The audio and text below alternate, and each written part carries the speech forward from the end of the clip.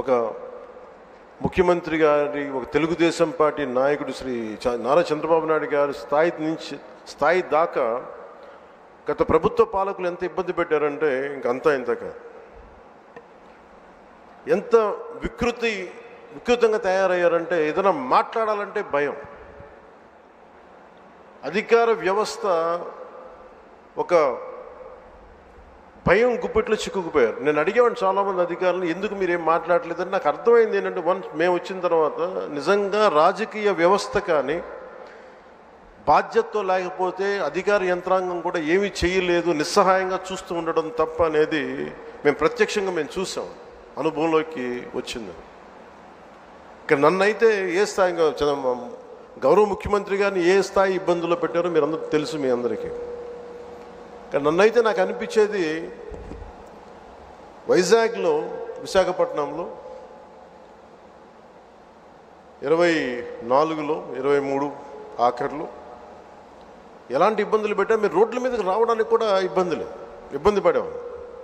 వస్తే అరెస్టులు. ఈ స్థాయి వీటి మధ్యలో అసలు భవిష్యత్తు కనిపిస్తుందా అని అనిపించింది నాకు. అసలు ఆంధ్రప్రదేశ్కి వెలుగు అనేది వస్తుందా? ఇలా భయం గుప్పిట్లోనే బతకాలా? వాళ్ళ ఇష్టానికి చట్టాలు, ఇష్టాలకి బెదిరింపులు, నోటికి ఏదొస్తుంది మాట్లాడటాలు, ఇవన్నీ చూసిన తర్వాత ముఖ్యంగా ఇక్కడ చాలామంది ఉన్నతాధికారులు అందరూ ఉన్నారు, నియోజకవర్గ అధికారులు ఉన్నారు, శాసనసభ్యులు మీరందరూ ఉన్నారు. కాబట్టి అది జరగకుండా కనుక, కూటమి ప్రభుత్వం రాకుండా కనుక ఉండుంటే ఎలా ఉండేది ఆంధ్రప్రదేశ్ని ఒకసారి మన అందరం కూడా ఒకసారి ఆలోచించాలి వన్స్న. ఎందుకంటే మేమందరం కూడా గౌరవ ముఖ్యమంత్రి గారి దగ్గర నుంచి, లోకేష్ గారి దగ్గర నుంచి ఎవ్వరం కూడా ఏదో ఒక నెపం గొడవ పెట్టి ఏదో ఒకలా ఇబ్బందులు పాలు చేసి, ఇబ్బందులు పెట్టడానికి, జైల్లో పెట్టడానికి అలాంటి స్థాయిలోకి వచ్చేసారు. ఏదన్నా మాట్లాడదామంటే రౌడీ మూకలు, నిస్సహాయతతో కూడిన అధికారులు, లేదా వంతపాడే అధికార యంత్రాంగం, వీటన్నిటి మధ్యలో విలవిల్లాడిపోయింది రాష్ట్రం. ఏదైనా మాలాంటి వాళ్ళు వచ్చి మాట్లాడి చెప్దామంటే మమ్మల్ని ఇలా ఇబ్బంది పెట్టలేదు, మా కుటుంబ సభ్యులతో సహా. వీటన్నిటి నేపథ్యంలో ఎన్డీఏ ప్రభుత్వం, సుదీర్ఘమైన అనుభవం ఉన్న చంద్రబాబు గారి నాయకత్వంలో తెలుగుదేశం పార్టీ, భారతీయ జనతా పార్టీ, జనసేన ఇవన్నీ కలిసి కూటమి ప్రభుత్వాన్ని ఏర్పాటు చేయడానికి, నిలబెట్టడానికి ముఖ్య ఉద్దేశం ఒక సుపరిపాలన అందించాలి, అడ్మినిస్ట్రేషన్ విత్ అన్ అకౌంటబిలిటీ, ఒక రెస్పాన్సిబిలిటీతో ముందుకెళ్ళాలి అన్న ఉద్దేశంతో మేమందరం ముందుకు వచ్చాం. ప్రజలు దాన్ని గుర్తించారు, ఆదరించారు.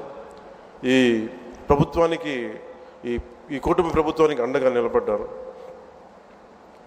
ఆంధ్రప్రదేశ్ ఇప్పుడు స్వర్ణాంధ్రప్రదేశ్ దిశగా అడుగులు వేస్తుంది. ఈ మార్పు తీసుకురావడానికి ఒక యుద్ధమే చేయాల్సి వచ్చింది. ఆ పోరాటానికి ఫలితం వచ్చి ఏడాది పూర్తయింది. చీకటి నుంచి వెలుగులోకి ఇప్పుడిప్పుడే వస్తున్నాం. ముందుగా రాష్ట్ర ప్రజలకి తెలుగుదేశం, భారతీయ జనతా పార్టీ, జనసేన కూటమికి అద్భుత విజయాన్ని అందించిన రాష్ట్ర ప్రజలకి ఈ సుపరిపాలనకి ఏడాది వచ్చిన సందర్భంగా మేము మీకు ప్రత్యేకంగా కృతజ్ఞతలు తెలియజేస్తున్నాం. రాష్ట్ర ప్రజల రుణం తీర్చుకునేందుకు గౌరవ ప్రధాని శ్రీ నరేంద్ర మోదీ గారి మార్గనిర్దేశకత్వంలో, పాలనలో అపార అనుభవం కలిగిన గౌరవ ముఖ్యమంత్రి శ్రీ చంద్రబాబు నాయుడు గారి నాయకత్వంలో కూటమి ప్రభుత్వం నిరంతరాయంగా కృషి చేస్తూనే ఉంది. ఒకవైపు